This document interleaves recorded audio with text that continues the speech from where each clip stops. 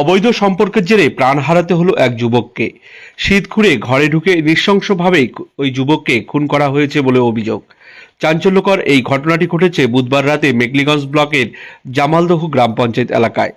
Police ও স্থানীয় সূত্রে জানা গিয়েছে, মৃতের নাম অশ্বিনী বর্মন, তার বয়স 31, তার বাড়ি 172 নম্বর ঠুনকির ঝাড় বসুনিয়াবাড়ি এলাকায়। খবর পেয়ে বৃহস্পতিবার সকালে বিশাল পুলিশ বাহিনী ঘটনাস্থলে পৌঁছে দেহ উদ্ধার করে ময়নাতদন্তের জন্য নিয়ে গিয়েছে। মৃতের মা মীনা বর্মনের দাবি, গতকাল রাতে মুখ ঢেকে দুজন তাদের বাড়িতে এসেছিল।